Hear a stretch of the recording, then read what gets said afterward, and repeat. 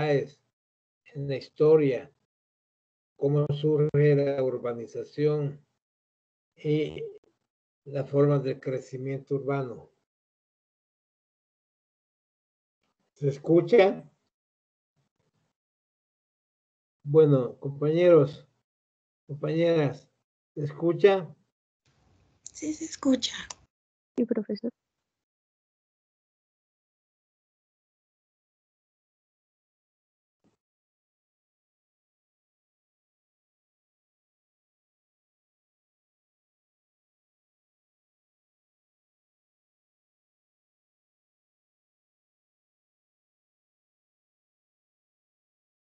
Etapa superior del Neolítico.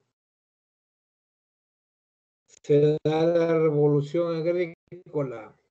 Los seres humanos inventan la técnica de la agricultura, porque antes había una agricultura silvestre. Por eso se pasó del nomadismo al sedentarismo.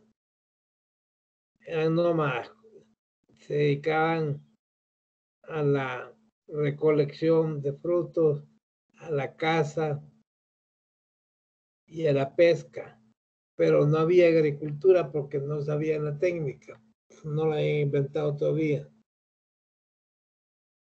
Iban de un territorio a otro. Pero con la revolución agrícola en el 3500 antes de Cristo se pasó del nomadismo al sedentarismo. Sí, de un patrón de asentamiento humano disperso a un patrón de asentamiento humano concentrado como en la ciudad.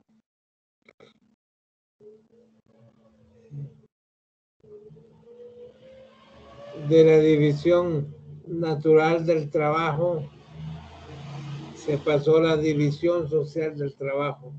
La división natural, pues, la población se dedicaba a 5 o 6 actividades: la caza, la pesca, la recolección de frutos, el cuidado de los hijos.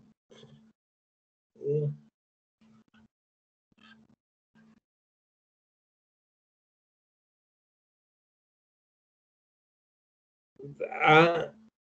Se pasó a la división social del trabajo, porque la agricultura posibilitó crear graneros para conservar, para guardar los granos producidos por la agricultura. Y entonces eso posibilitó que la población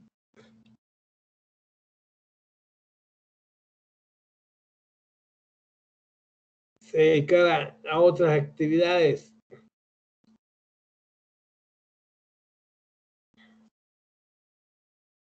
Y así se fue creando la defensa del territorio. Sí, el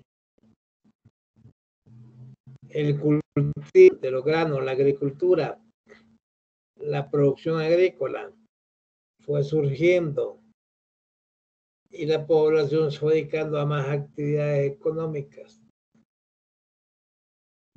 ¿Qué va de esas 6 actividades? Actualmente la división social del trabajo es más de 1 millón de actividades.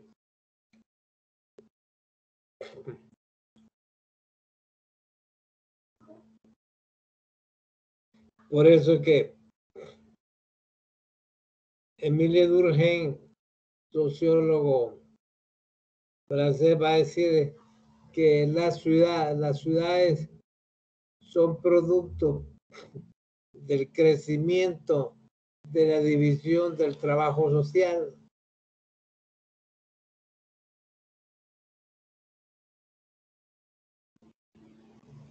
También se pasa de las sociedades ágrafas, sin escritura, sin lectura, a sociedades alfabetas. Surge en el 3500, en las primeras ciudades, surge la escritura, la alfabetización.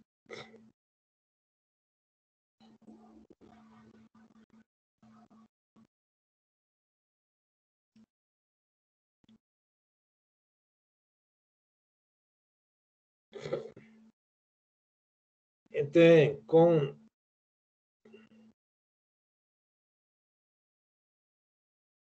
el patrón de asentamiento sedentario, se van formando las primeras ciudades de tamaño pequeño, ¿sí? Pero poco a poco. A estas ciudades que aparecen del 3500 antes de Cristo a 1750 después de Cristo, todos estos casi 6000 años de historia humana, se fueron formando miles de ciudades que se les conoce con el nombre de ciudades históricas. Son ciudades a partir de 1700 después de Cristo, surge la revolución industrial. La revolución industrial, las ciudades crecen de forma acelerada. A ese crecimiento acelerado de las ciudades a partir de la revolución industrial se le conoce con el nombre de urbanización. Es la urbanización capitalista. Una cosa es el periodo de las ciudades históricas del 3500 antes de Cristo hasta el 1750 después de Cristo. Se multiplican las pequeñas ciudades.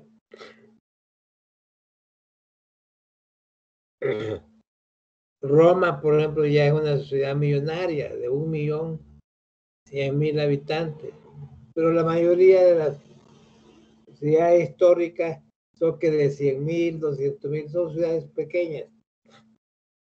A partir de la urbanización, de la expansión, de la industrialización en el mundo, las ciudades crecen de forma acelerada como producto de la industrialización, y a eso se le llama urbanización. De 1750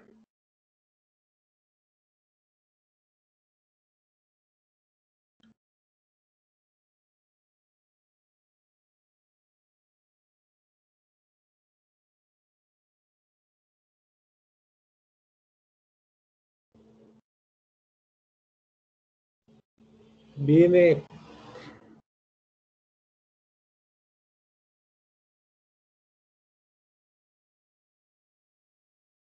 esta difusión de la urbanización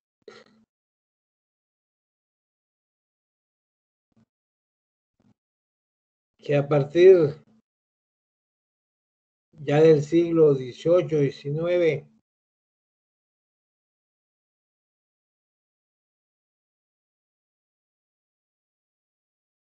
se genera la urbanización propiamente capitalista.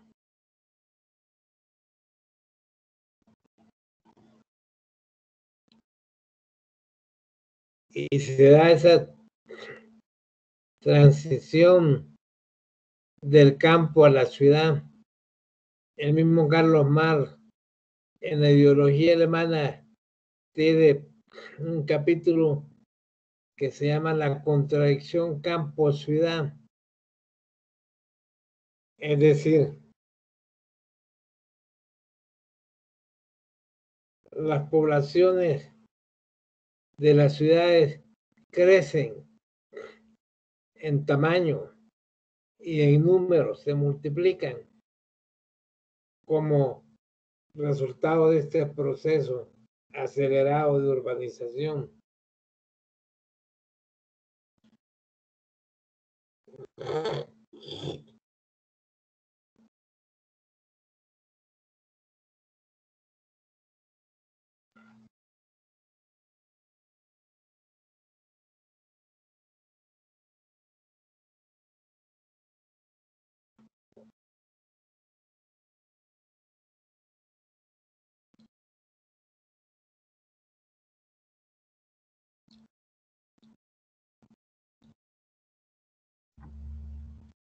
Se proliferan las ciudades por todas partes.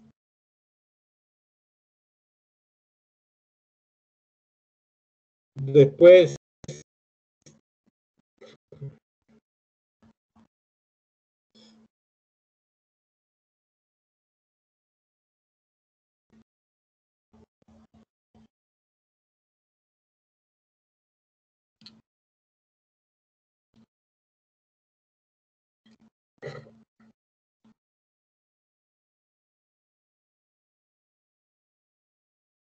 ya en el siglo XIX,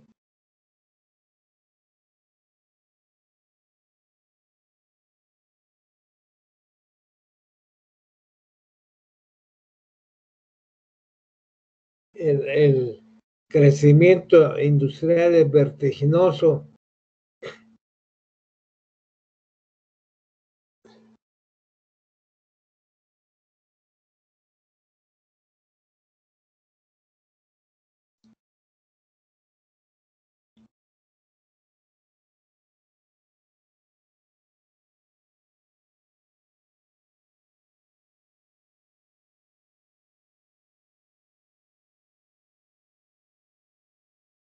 Y viene una época de la ciudad central y su desarrollo.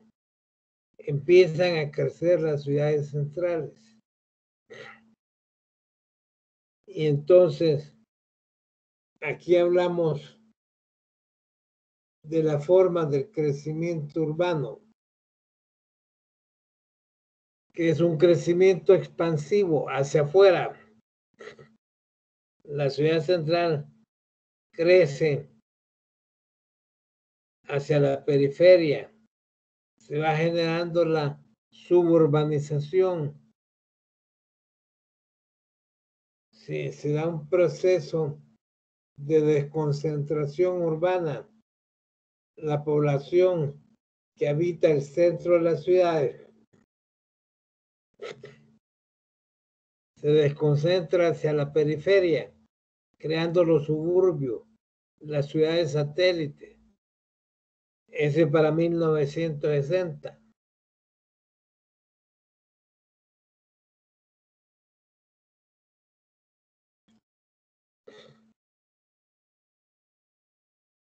Surge el Fordismo, la revolución fordista. Henry Ford revoluciona la producción automovilística, introduciendo el trabajo en cadena, que producen más automóviles en menor tiempo, con menos trabajadores y a menor costo. Por tanto, los automóviles bajan de costo y las clases medias, altas, medias y medias bajas tienen la capacidad de adquirir automóviles, y entonces la distancia de la periferia, del suburbio al centro de la ciudad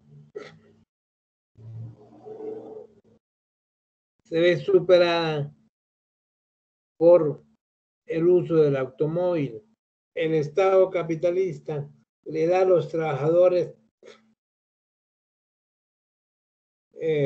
la política de la vivienda, les da créditos para adquirir la vivienda y pagarla en 20, 30 años.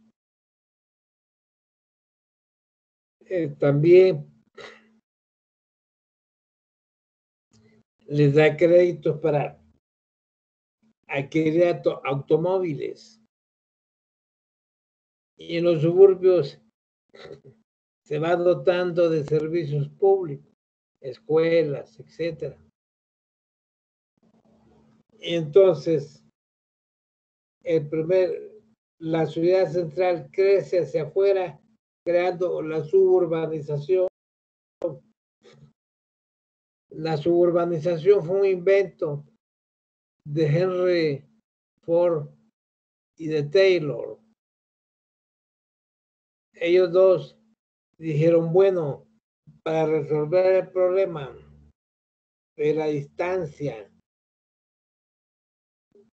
del movimiento pendular, es decir, que los trabajadores vayan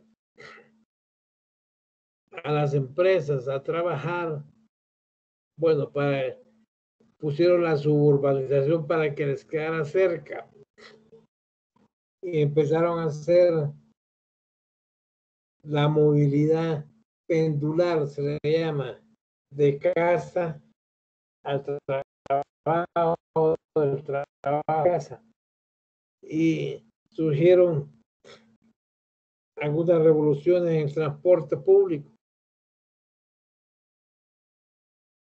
Sí.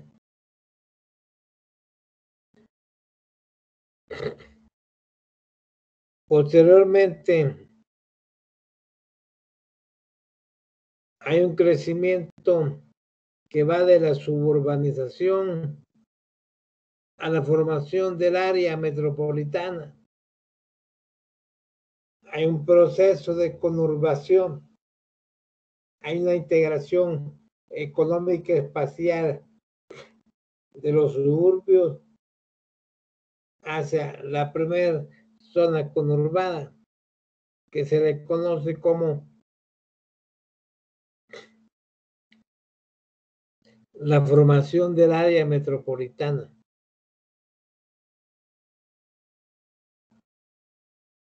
Para efectos estadísticos, por ejemplo, en el caso mexicano,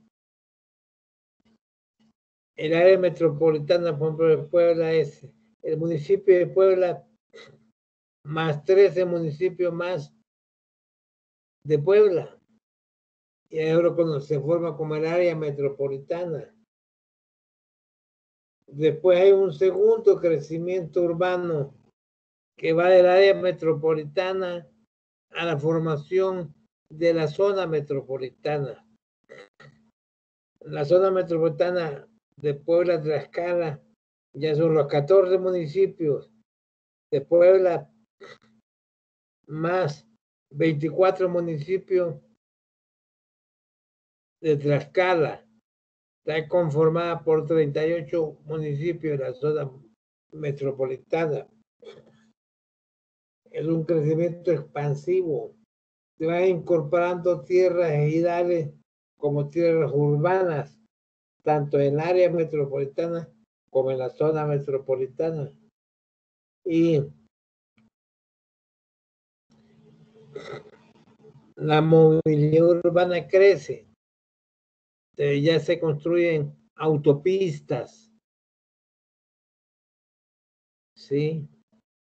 Para trasladar a la población de la zona metropolitana a las ciudades centrales, tanto de Tlaxcala como de Puebla.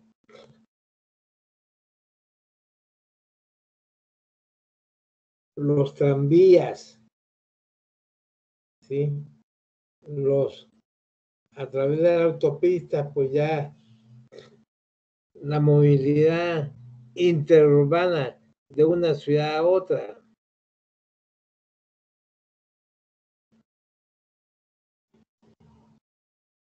La movilidad en la zona metropolitana.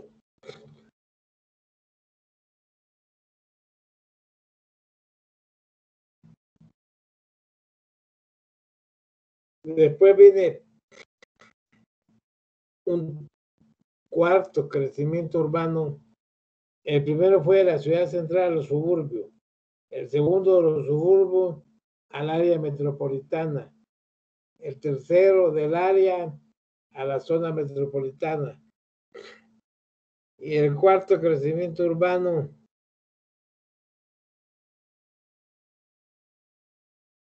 viene de la zona metropolitana a la región metropolitana.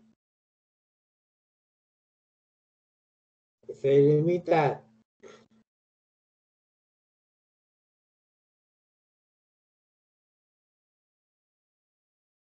decir, la frontera rural urbana, la frontera metropolitana, que es toda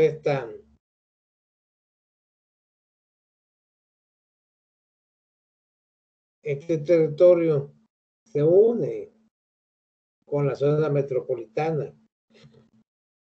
Se conoce como la frontera metropolitana y se genera pues cuarto crecimiento que absorbe el área,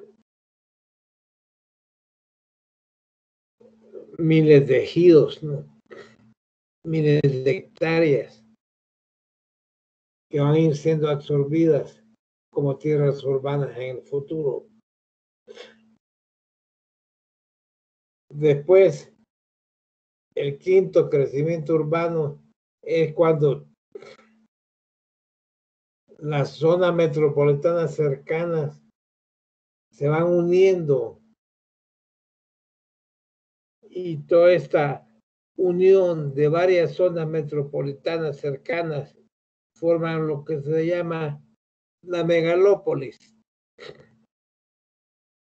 La primera megalópolis de México es la megalópolis de la Ciudad de México con la zona metropolitana de México, Estado de México, la de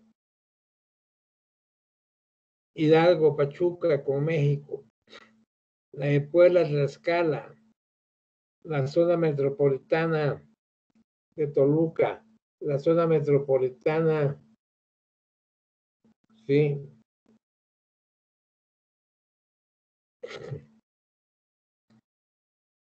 con Cuernavaca, en fin.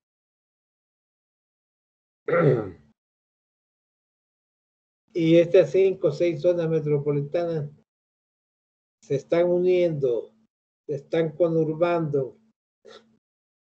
Y para el 2030, 2035, ya va a estar formada la zona, la megalópolis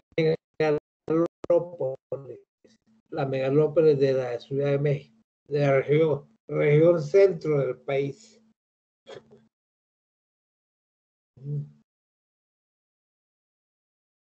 Que van a ser pues como 36 millones de personas en una sola ciudad.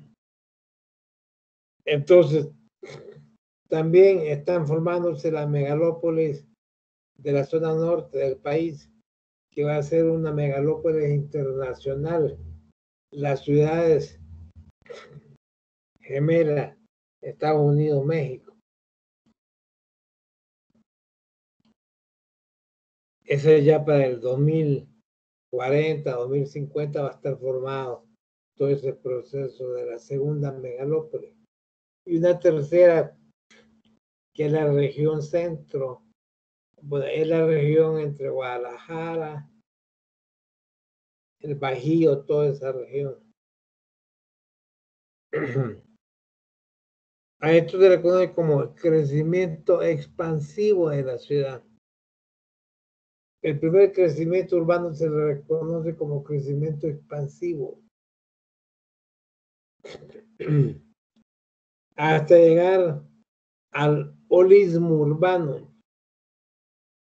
Para el 2080-2090, toda la población mundial va a ser población urbana. Ahí viene toda la discusión.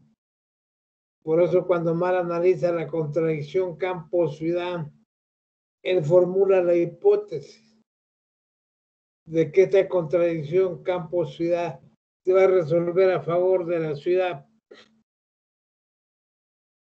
Él desde el siglo XIX ya visualizaba que el crecimiento expansivo de la ciudad la urbanización expansiva iba a desaparecer el campo. Y él dice pues, que esta contradicción campo-ciudad se va a resolver a favor de la ciudad. Para el 2080, 2090, toda la población mundial va a ser población urbana. Y ahí viene la discusión entre campesinistas y descampesinistas. Los descampesinistas dicen que aprovechan esta hipótesis de Marx para decir que sí, que el campesinado va a desaparecer por el proceso de urbanización acelerada y por la industrialización del agro. Estos dos procesos van a hacer desaparecer al campesinado. En cambio, los antropólogos defienden la tesis campesinista. Ellos dicen que no, que el campesinado va a sobrevivir, que se va a transformar. Hay un trabajo muy interesante al respecto, realizado por los dos hijos de Ángel Paler, de este antropólogo. Ángel Paler él fundó la Escuela de Antropología en la Universidad Iberoamericana y sus hijos Jacinta Paler y Ángel Paler, que son doctores en antropología. Ellos hicieron su tesis de doctorado que se titula Los nuevos campesinos. Van a estudiar el campesinado de Estados Unidos y ven que de diversas partes del mundo llegan, pero sobre todo de México y Centroamérica, llegan campesinos a levantar la cosecha. Y esos campesinos viven en las ciudades norteamericanas, ya no viven en el campo, ya no producen la tierra, ya no son dueños de la tierra, ya no tienen minifundios ni latifundios, sino que ellos viven en las ciudades, manejan trocas, manejan coches con los cuales se desplazan a esas haciendas. ¿Para qué? Para levantar la manzana, todas las frutas, para levantar toda la producción agrícola. Pero viven en las periferias urbanas, tienen un modo de vida urbano, ya no tienen un modo de vida campesino. Y a ellos les llaman estos antropólogos, Ángel Paler y Jacinta Paler, los nuevos campesinos. Son campesinos con vida urbana. Bueno, es lo que dice. Y así como está en Estados Unidos, así en todo el mundo, los campesinos ya van a vivir en las ciudades, van a tener una vida urbanícola, un modo de vida urbano, aunque su trabajo sea en el agro. Sí.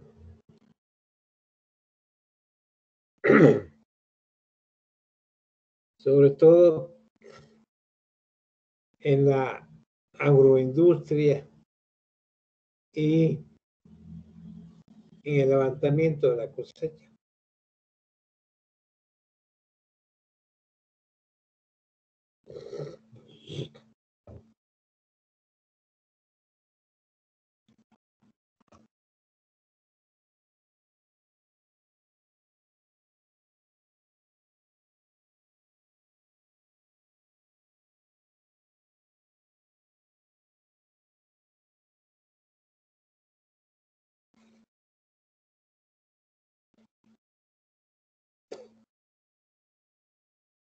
No sé si tengan una pregunta.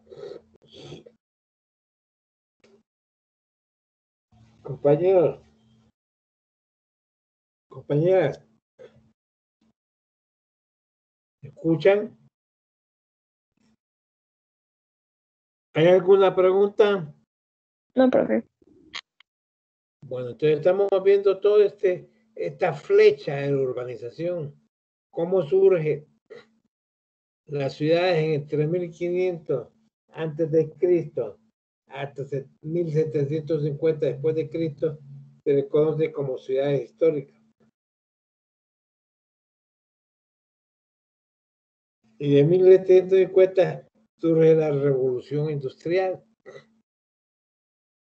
El crecimiento acelerado de las ciudades, producto de la industrialización, se le conoce como urbanización capitalista.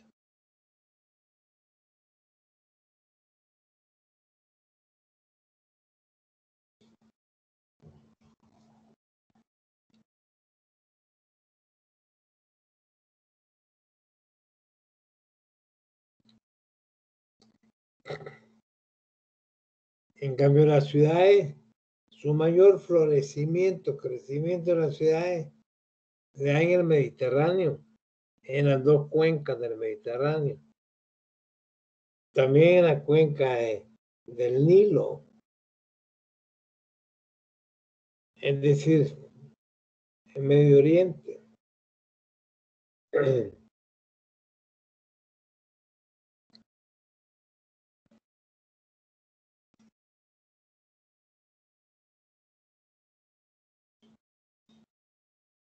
Las primeras ciudades surgen aprovechando las cuencas de los ríos, porque se necesita un plan hidráulico para hacer concentración de población.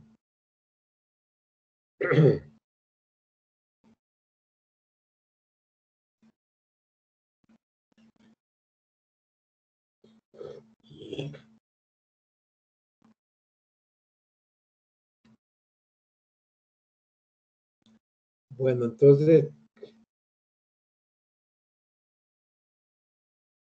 otras formas de crecimiento.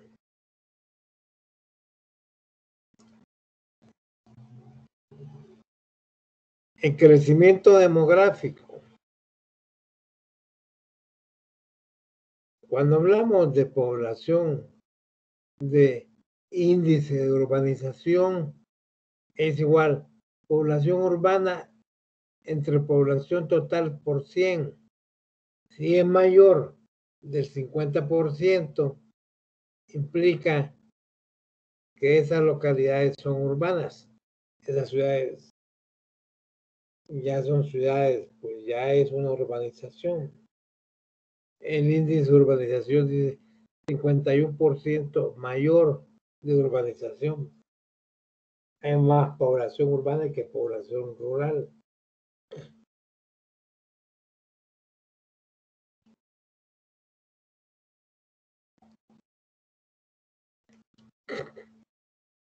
Ahora el índice de urbanización a nivel mundial ya está el 70% de la población es urbana. A ese proceso se le conoce como la expansión urbana. Las ciudades se expanden, la urbanización crece. Hay un crecimiento de las poblaciones urbanas. Por eso hay que estudiar el crecimiento demográfico de la población. Bueno,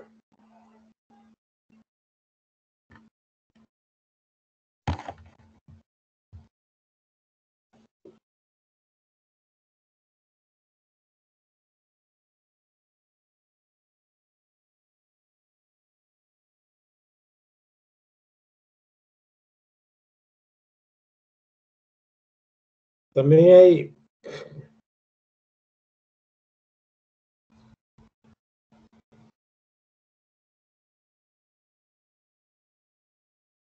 el crecimiento económico de las ciudades. Hay una localización de actividades económicas. la PEA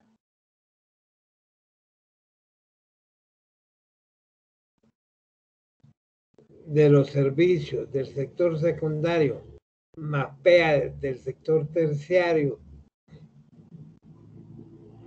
la PEA del sector secundario más terciario,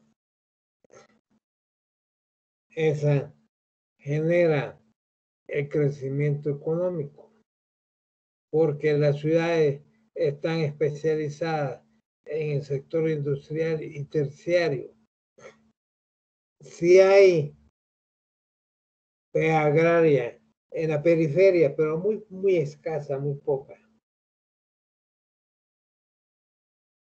Por eso es que cuando hablamos de un índice de crecimiento económico es PEA secundaria más PEA terciaria entre PEA total mayor del 51%. Cuando hay más población dedicada a actividades secundarias y terciarias, hay un crecimiento económico de la ciudad.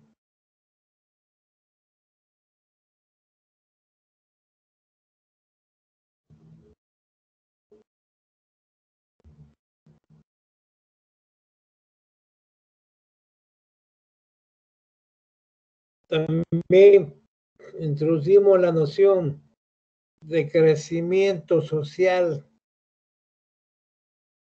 Crecimiento social es cuando las ciudades crecen por migración. Hay una migración del campo a la ciudad y después una migración de pequeñas ciudades a grandes ciudades. A ese crecimiento demográfico de la ciudad se le conoce como crecimiento social por la migración. Las poblaciones migran a la ciudad y la ciudad crece. Y hay otro que es el crecimiento natural de las ciudades. La ciudad tiene un crecimiento natural. Año con año ganan población. ¿Por qué? Porque la mortalidad, ¿sí? El crecimiento natural de la población menos la mortalidad, hay una ganancia de población a favor de la ciudad.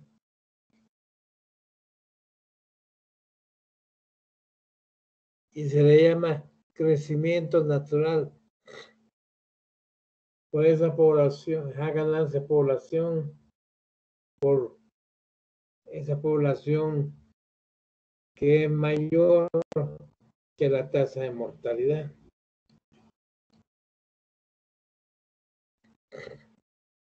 Bueno, todas estas formas de crecimiento y crecimiento expansivo de la ciudad nos sirven para analizar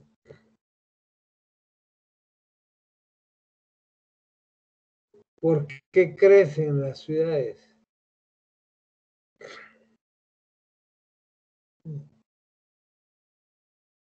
Y la dinámica demográfica nos ayuda a comprender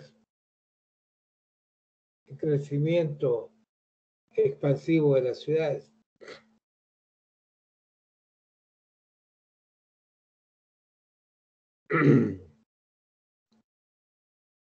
Entonces, observamos el crecimiento expansivo de las ciudades y también hay el crecimiento como reorganización interna de las ciudades.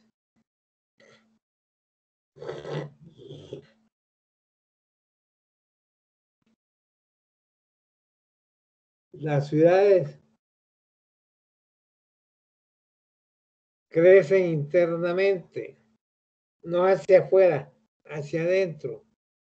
Para eso tenemos que realizar un macro inventario de las vacantes, que son los lotes, los terrenos baldíos que hay dentro de la ciudad.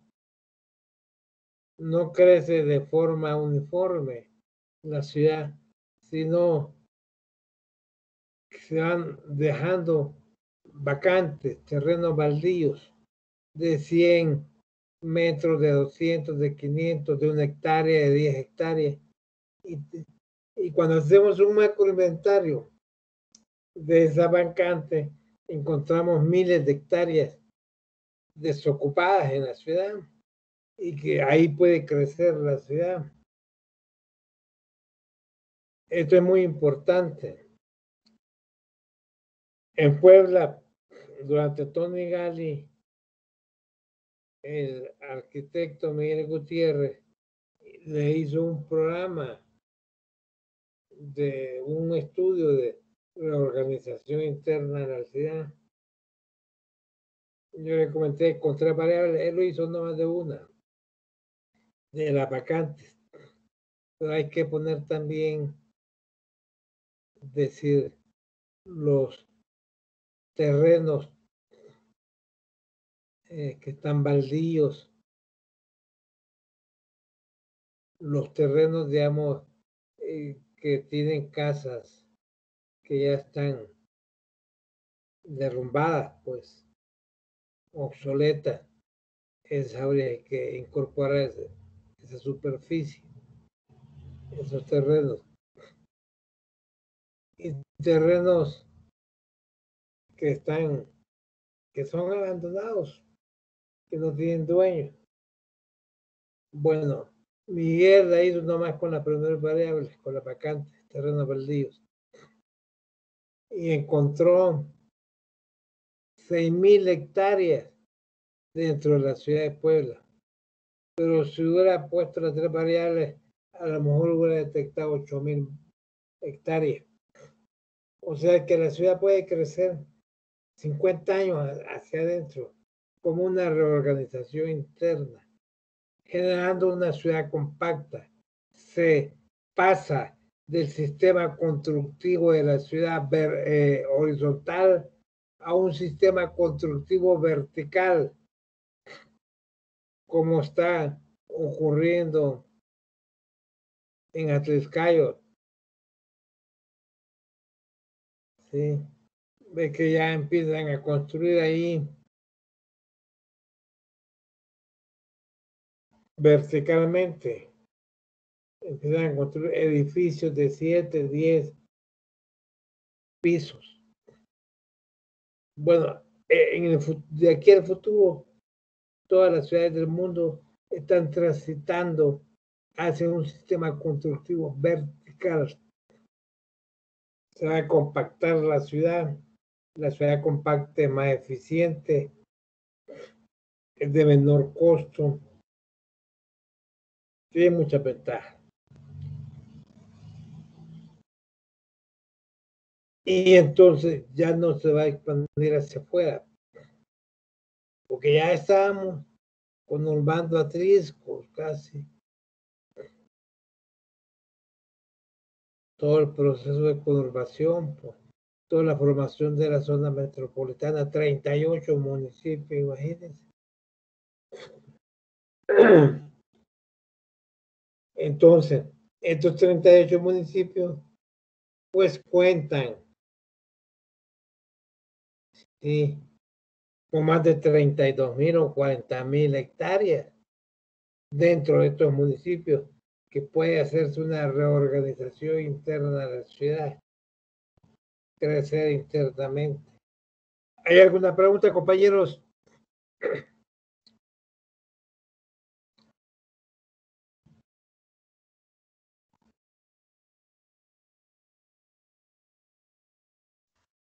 No, profesor.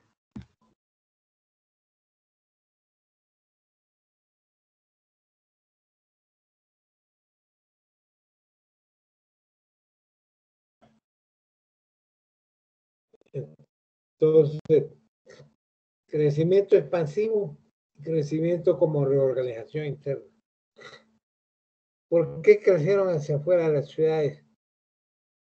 Bueno, porque fueron incorporando tierra, en el caso mexicano, tierra ejidal como tierra urbana. ¿Por qué razones? Hay varias hipótesis, hay varias teorías. Una es la de Carl von Thunen, geógrafo alemán que en el siglo XIX formuló la teoría del precio del suelo urbano. El precio del suelo urbano es igual a la distancia que tienen los terrenos al centro de la ciudad. Los terrenos periféricos que están más distantes del centro de la ciudad son más baratos. 50 pesos, 100 pesos el metro cuadrado, 200. En cambio, los terrenos que están en el centro de la ciudad, 1,000, 2,000, 3,000, 5,000 pesos el metro cuadrado. Entonces, el precio del suelo urbano es en función de la distancia de los terrenos al centro de la ciudad. Entonces, la urbanización tiende a orientarse hacia la periferia porque los terrenos son más baratos. Y se da que un fenómeno de la especulación urbana. Dice, no, que va a crecer hacia el sur la ciudad. Se adelantan a comprarle terreno a los campesinos a 50 pesos el metro. Sí, hombre, dame 100 hectáreas, 200. Y ellos la urbanizan, la lotifican y ya la venden a 1,000 pesos el metro cuadrado. Ganan 950. Entonces hay un proceso de especulación urbana y se van localizando grandes, un conjunto de colonias, de barrios, nuevas colonias.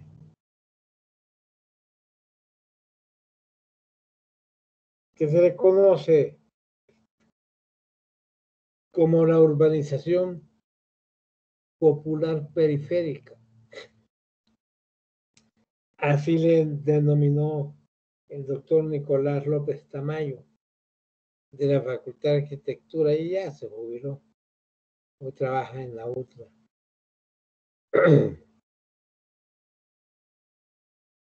Él hizo su tesis doctoral sobre eso, sobre la urbanización popular periférica, los asentamientos irregulares en la ciudad de Puebla. Favorecido por los terrenos baratos que hay en la periferia, por la invasión de tierra, en fin, por muchos procesos de urbanización. ¿Hay alguna pregunta? ¿Está claro?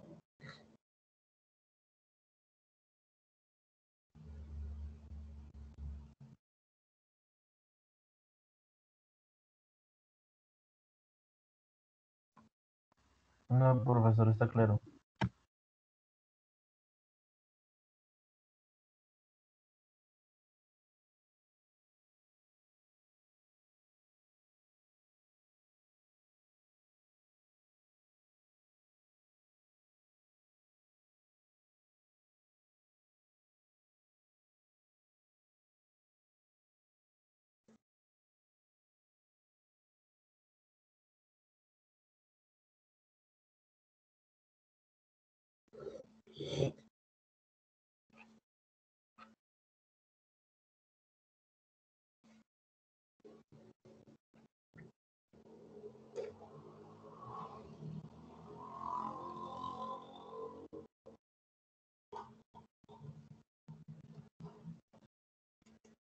Hay muchos estudios. Hay un estudio sobre la urbanización mundial de Ana Weber. Va en ese libro. Está en internet. También hay varios libros sobre la urbanización en México, de Luis Uniquel, el arquitecto Luis Uniquel, que él hizo un grupo de investigación en el Colegio de México, fundador de la maestría en desarrollo urbano del Colegio de México. Yo estudié ahí en esa maestría. Él dirigió una investigación que se publicó que se llama El desarrollo urbano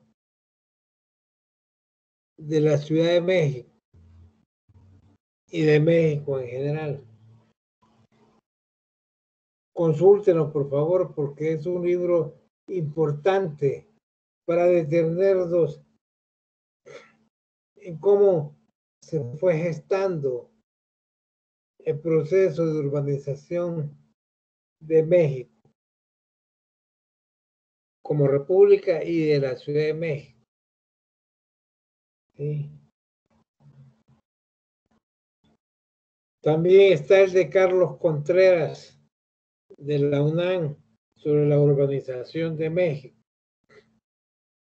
Bueno, hoy han sido publicados varios sobre los modelos de urbanización en México, ¿no?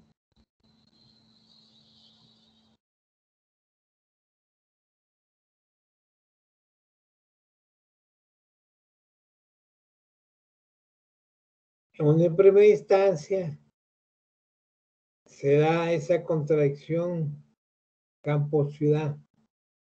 El campo empieza a generarse pequeñas industrias, sobre todo producción artesanal, que va generando una concentración en pequeñas ciudades que posteriormente pues, van a ir creciendo y se van a formar. Pero primero, la urbanización en México en el siglo XVII, XVIII, XIX, el índice de urbanización alcanzaba un 30, 40% de urbanización hasta ya entrados, ya con las primeras décadas del siglo XX, sobre todo a partir del censo de 1960, la población urbana es mayor que la población rural, pero hasta 1950 la población rural era mayoritaria, era mayor que la población urbana. Entonces, y de 1960 a 1980 se da un crecimiento acelerado de las ciudades de México. Y del 80 al 2020 la expansión es mucho mayor. Entonces, actualmente contamos con 387 ciudades en la República Mexicana. Tenemos 68 zonas metropolitanas en México. Contamos con 100 ciudades medias y contamos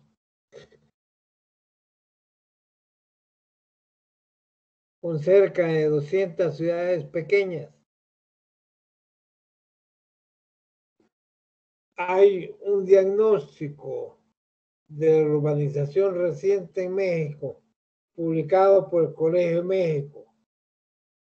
Fueron 16 libros sobre los grandes problemas de la República Mexicana. Uno de esos libros se llama Diagnóstico Urbano, Diagnóstico sobre la Urbanización en México.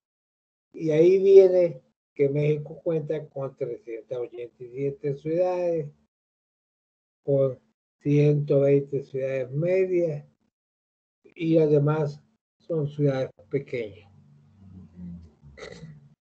Y viene la dinámica de crecimiento urbano en todo el siglo XX y parte de este siglo XXI. Bájenlo, por favor. Yo lo digo que los 16 libros están disponibles porque están los problemas agrarios, los problemas urbanos, están los problemas económicos. Todos son 16 libros.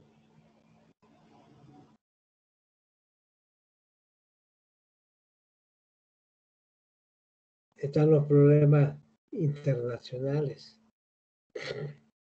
Toda la problemática de México.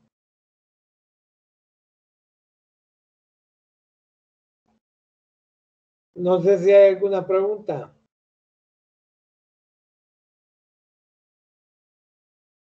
Por favor, tienen que bajar esos 16 libros. Se llama los problemas nacionales, los grandes problemas nacionales. Un diagnóstico hecho por especialistas del Colegio de México.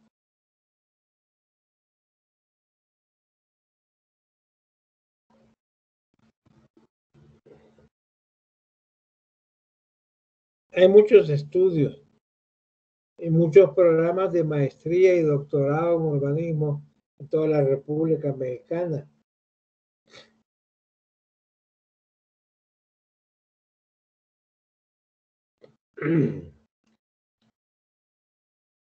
Solo entre Puebla y Tlaxcala hay más de 20 programas de maestría en desarrollo urbano, que en la Facultad de Economía de la UAP, que en la Facultad de Arquitectura. Hay otro de Ciudad Inteligente en la Facultad de Físico-Matemática. Solo en la UAP tenemos 3, pero también está el Colegio de Puebla, 4. También está la Ibero, 5. Bueno, hay, entre Puebla y Tlaxcala hay más de 20 programas de maestría en desarrollo urbano regional. Y en toda la República Mexicana, pues hay muchísimos. ¿Por qué? Porque el crecimiento, decíamos que para el 2080, 2090, toda la población mundial va a ser población urbana.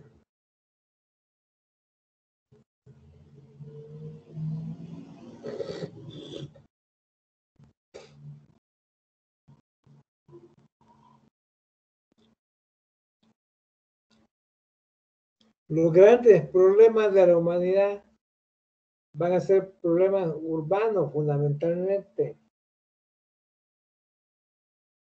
También problemas ambientales, ¿sí? Problemas ambientales, la contaminación ambiental, la casa común, como dice el Papa, que es el planeta, hay que cuidarla. Hemos formulado 28 escuelas de pensamiento ecológico. Con la Escuela Ecológica de Chicago surge la sociología urbana y el urbanismo como ciencia. Después surge programas de maestría en economía urbana, la primera en la Universidad de Pensilvania en Filadelfia. Había también maestrías en desarrollo local en Holanda. Y se van dando una serie de maestrías en desarrollo urbano en Canadá.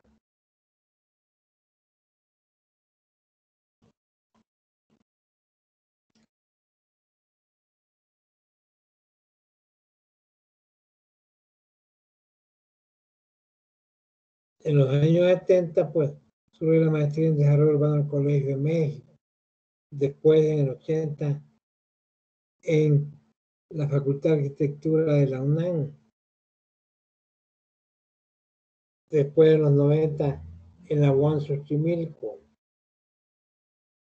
Va surgiendo una serie de programas de maestría en desarrollo urbano. Es importante. ¿Por qué? Porque toda la urbanización mundial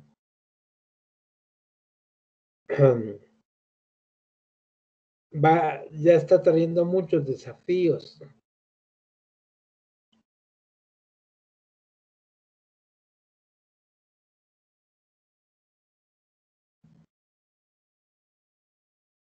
Si uno realiza un estudio cuidadoso, como hizo Anna Weber, de la urbanización mundial, y sobre todo si nos centramos en el análisis de los modelos de ciudad, tenemos 286 modelos de ciudad. Uno de los últimos es las ciudades inteligentes, la ciudad de la Senectú. ¿Sí?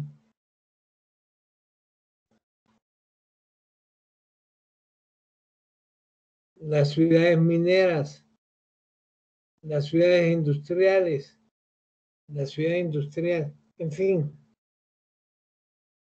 Hay libros sobre modelos de ciudades. En la biblioteca hay varios de la UAP para que estudien todos estos modelos de ciudades.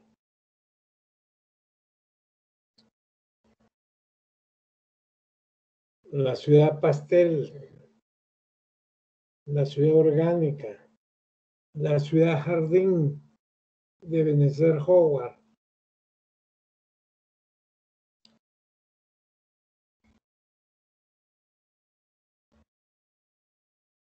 Las ciudades periféricas, bueno, en fin.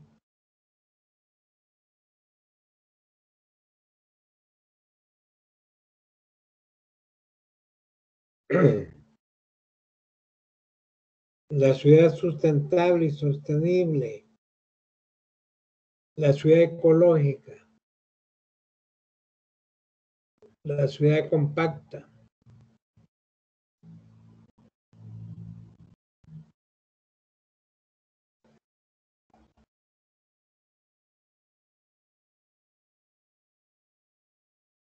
Entonces, para un doctorado en urbanismo, tenemos, incluso en el Colegio de México ya hay un doctorado en urbanismo, pero aún ahí no se ven los 286 modelos de ciudades. Hay que estudiarlas, hay que analizarlas, hay que investigarlas.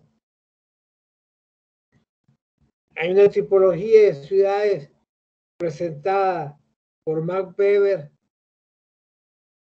que él ejemplifica, utiliza su método de tipología de tipos ideales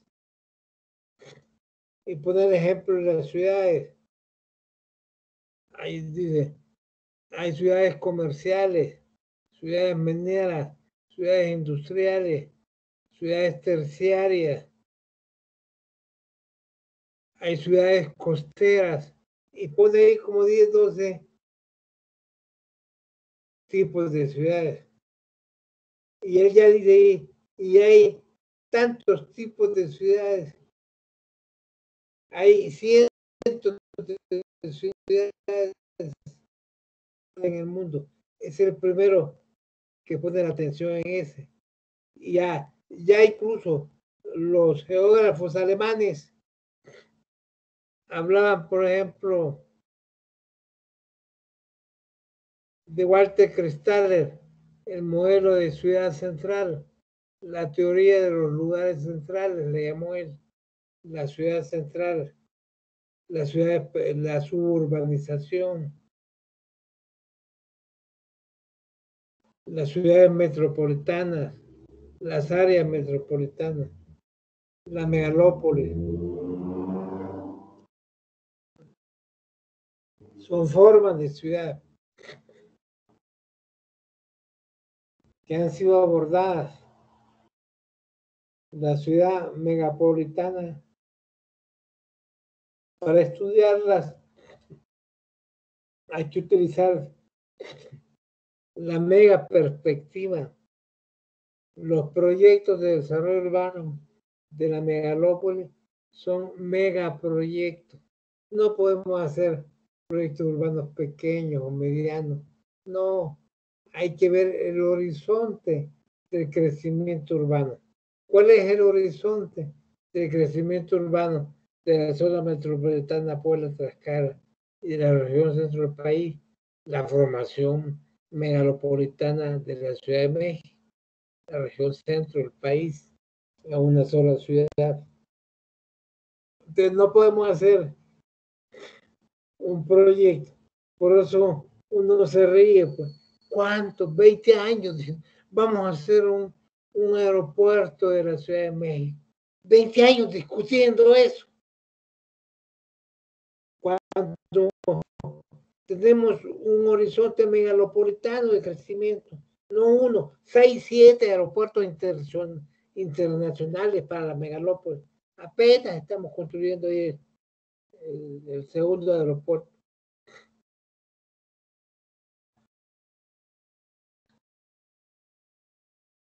No, hay que el aeropuerto de Puebla, aterriza, hombre. Hay que hacerlo de tamaño internacional. También en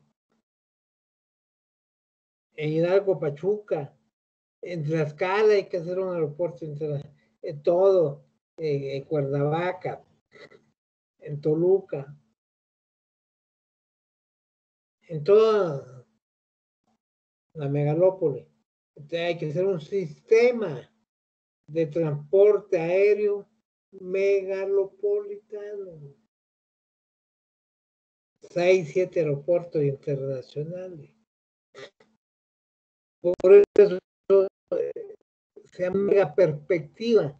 Hay que ver, hay que indagar el crecimiento futuro del sistema urbano nacional, del sistema regional de ciudades. ¿Hay alguna pregunta hasta acá, compañeros?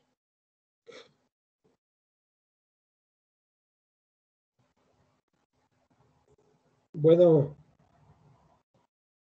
¿hay una pregunta? Compañeros, compañeras, ¿se escucha? ¿Hay alguna pregunta? ¿Hay alguna pregunta? No, profesor, muchas gracias. Pero tienen que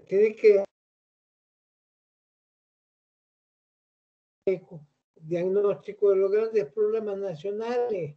No es posible que estén estudiando y no conozcamos los grandes problemas de México desde la etapa prehispánica hasta la actualidad.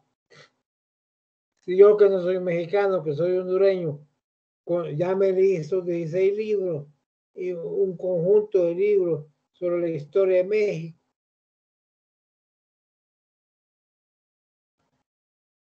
Vean los censos, lean el censo agrícola, el censo industrial, el censo de población y vivienda.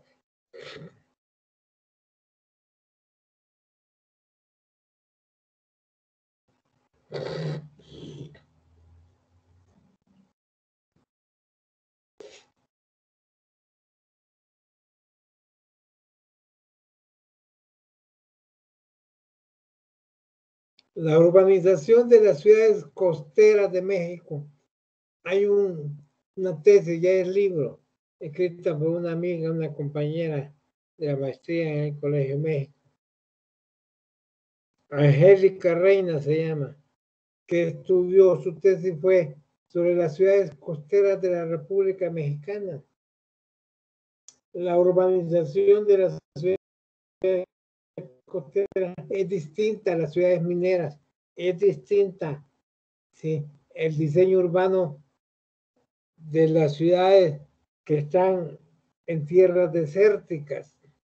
Hay ciudades en el desierto. Bueno, para poner un ejemplo, ¿no?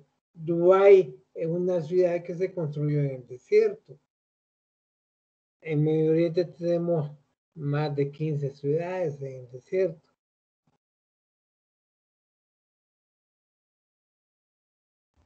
Entonces, la lógica de construcción es distinta. Imagínense el plan hidráulico de una ciudad en el desierto, de una ciudad desértica.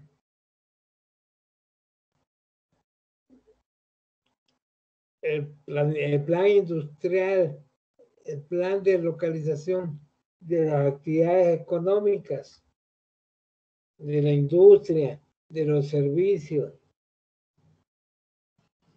de las actividades agrícolas. Hay que pensar en eso.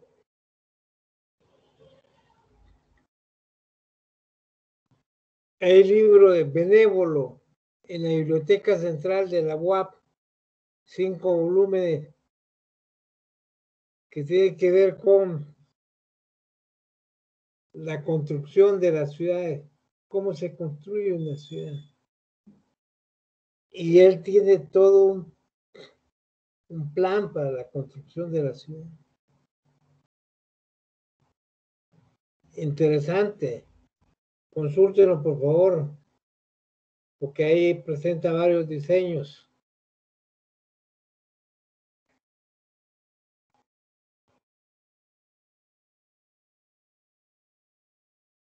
Cuando analizamos la urbanización desde el diseño urbano, desde cómo se diseña una ciudad,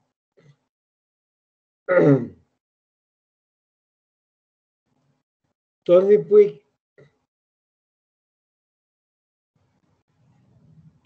es un arquitecto de Barcelona, España, que tiene un libro que se llama City Marketing, Ciudad Marca. Y él dice que fundamentalmente en el mundo urbano actual sí hay nuevas ciudades, pues, pero que se van construyendo. Pero generalmente el diseño urbano es rediseño de las ciudades. Se rediseñan, ya sea reorganización interna de la ciudad a través de un sistema constructivo vertical, ya sea a través de proyectos urbanos particulares, ya sea a través de la ciudad peatonal.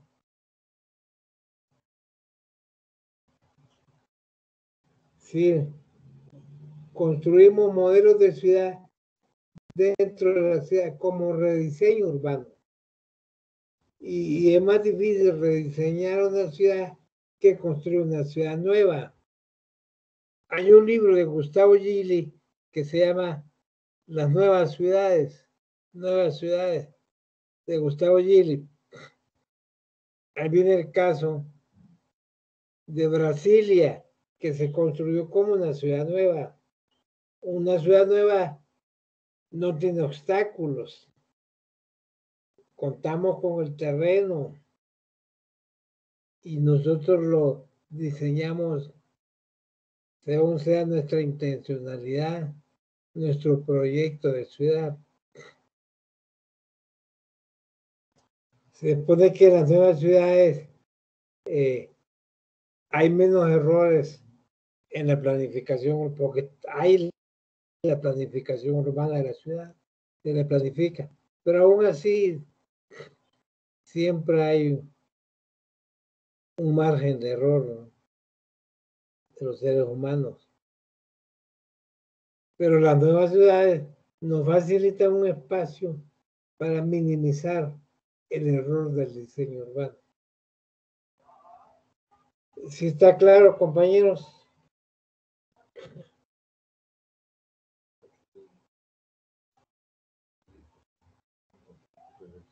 Sí, ahorita en 10 minutos. ¿Hay alguna pregunta?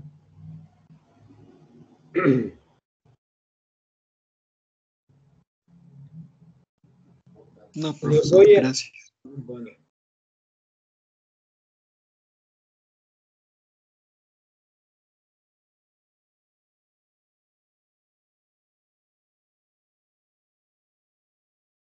Sobre las nuevas ciudades, váyanlo de internet. Hay muchas conferencias, varios libros sobre las nuevas ciudades. Por favor, léanlo y cada uno de ustedes me va a decir la próxima clase cuáles son las ventajas del diseño urbano de una nueva ciudad y las desventajas. Una, dos, las que ustedes quieran. ¿Sí está claro? ¿Ya apuntaron la tarea? ¿Cuáles son las ventajas de construir y diseñar una nueva ciudad? Está el libro de Gustavo Gile, pero hay varios libros. ¿Qué problemática encuentran? ¿De Bueno, Gustavo qué, perdón, profesor? para que ustedes bajen esos libros y los tengan,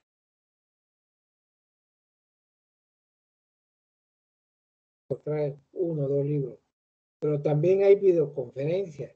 Pueden bajar 2 o 3 videoconferencias sobre las nuevas ciudades. Y ahí vienen los debates de videoconferencias de 2 horas, de hora y media. Por si no quieren leer los libros. Hay El una autor del libro es Gustavo qué, perdón, profesor. es la editorial Gustavo